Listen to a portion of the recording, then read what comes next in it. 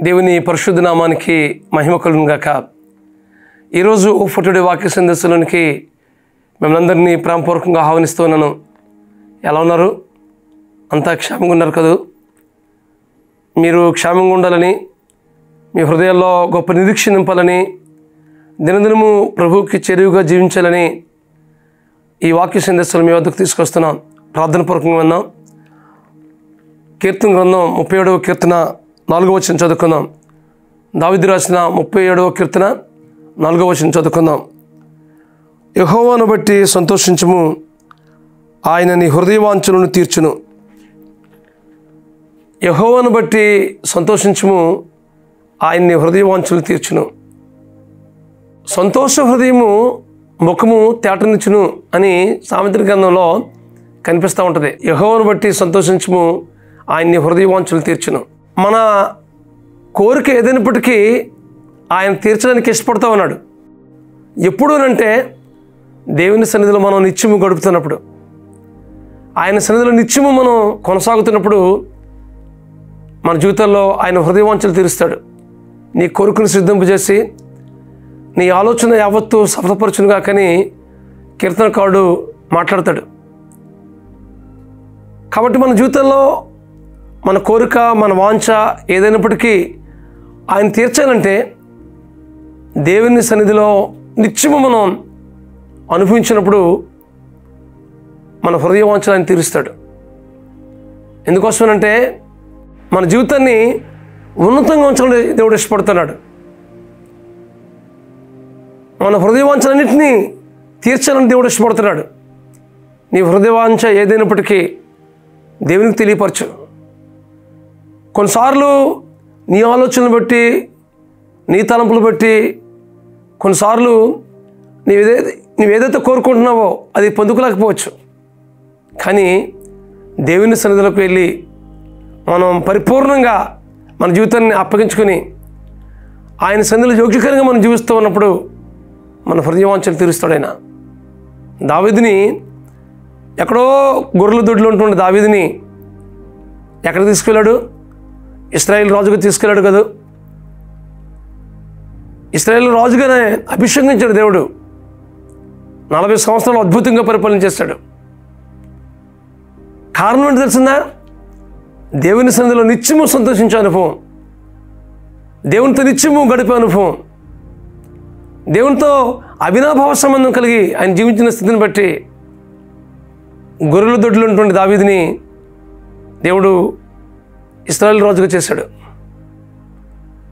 ఎన్నికైనటువంటి కుటుంబము, కానీ దేవుడు ఏర్పరచుకున్నాడు. కాబట్టి మన హృదయవాంఛ ఏదైనప్పటికీ మన హృదయవాంఛ తీర్చే దేవుడు ఆయన. నేను ఎక్కలేనంత ఎత్తైన కొండపైకి నాకు ఎక్కించు ప్రభు అని ప్రార్థన చేశాడు దావీదు. కనుకనే ఆ ప్రార్థన దేవుడు ఆలకించి ఉన్నతమైన స్థితిలో నిలబెట్టాడు. నీ జీవితంలో కూడా నీ కోరిక ఏదైనప్పటికీ, నీ హృదయవాంఛ ఎలాంటిదైనప్పటికీ ప్రభువుకు తెలియజేయి. నీ జీవితంలో ఆయన కార్యం చేయడానికి ఇష్టపడుతున్నాడు. నేను ఉన్నతంగా ఉంచాలని దేవుడు ఆశపడుతున్నాడు. పరిపూర్ణంగా మన జీవితాన్ని ప్రభు సన్నిధిలో సమర్పించుకుందాం. యెహోవా యందు నేను నిత్యము సంతోషిస్తున్నాను అంటున్నాడు కదా. ఆయన సన్నిధిలో ఉన్న సంతోషం ఈ లోకంలో ఎక్కడ పొందుకోలేం. అలా మనం ఆయనకి ఇష్టకరంగా, ఆయన యోగ్యకరంగా, ఆయన సన్నిధిలో మనం ఆయనకు మహిమకరంగా మనం జీవిస్తున్నప్పుడు మన హృదయవాంఛలన్నింటినీ ఆయన తీరుస్తాడు. కొన్నిసార్లు కొన్ని మనం పొందుకోలేకపోతామంటే కారణం ఏంటంటే దేవునికి దూరమైన పరిస్థితి ఏదైనా ఉందేమో. మన జీవితాన్ని పరిశీలన చేసుకుందాం. అలాంటి స్థితిని బట్టి మనం కొన్నిసార్లు మన హృదయవాంఛ ఉన్నప్పటికీ మనం పొందుకోలేం. కానీ ఆయన సన్నిధిలో నిత్యము సంతోషిస్తూ బ్రతుకుతున్నప్పుడు, ఆయన సన్నిధిలో యోగ్యకరంగా మనం జీవిస్తున్నప్పుడు, ఆయనకి ఇష్టకరంగా బ్రతుకుతున్నప్పుడు మన జీవితంలో అనేకమైన ఆశీర్వాదాలు పొందుకుంటాం. అనేకమైనటువంటి దీవెనకరమైన అనుభవాలు కూడా నడిపిస్తాడు మనల్ని. ఈ విషయాన్ని మీరు గమనించవలసిందిగా ప్రభు పేరిట మీకు మనవి చేస్తున్నాను.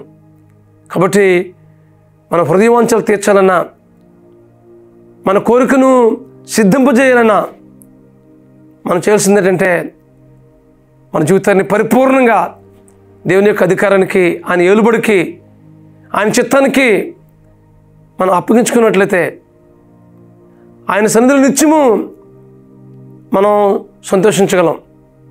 తద్వారా మన హృదయవాంఛల్ని ఆయన తీరుస్తాడు. కాబట్టి ఈ వాక్యం ఉంటుంది మీ జీవితంలో. ఆయన బట్టి సంతోషిద్దాం, ఆయనతో నిత్యము గడుపుదాం, ఆయన వాక్యానుసారంగా, ఆయన చిత్తానుసారంగా మనం జీవిద్దాం. తద్వారా మీ హృదయవాంఛ ఏదైనప్పటికీ ఆయన తీరుస్తాడు. అటు కృప పరిశుద్ధాత్మ దేవుడు మీకు అనుగ్రహించి నడిపించును గాక. ప్రార్థన చేసుకుందాం.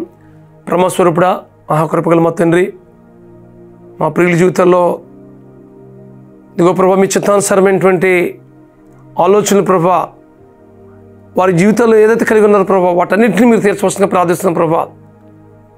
నిన్ను బట్టి సంతోషించగలిగే జీవితం దయచే ప్రభా. వారి హృదయవాంఛలన్నింటినీ మీరు తీర్చండి ప్రభా.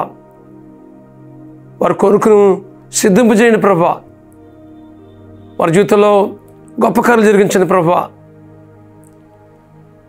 ఇదిగో ప్రభా, వారి ఆలోచనలు కంటే మీ ఆలోచనలు, వారి తలంపుల కంటే మీ తలంపులు ఉన్నతమైన ప్రభా.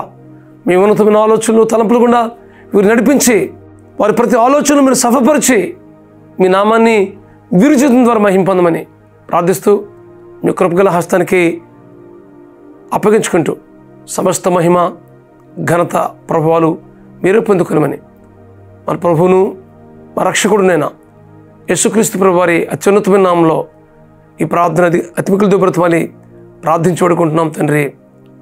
ఆమేన్, ఆమేన్, ఆమేన్. ప్రభుని బట్టి మనం నిత్యము సంతోషిద్దాం. మీ హృదయవాంఛలు తీర్చుట్లో పరిశుద్ధాత్మ దేవుడు మీకు సహాయం చేసి నడిపించును గాక. God bless you friends. Have a wonderful day.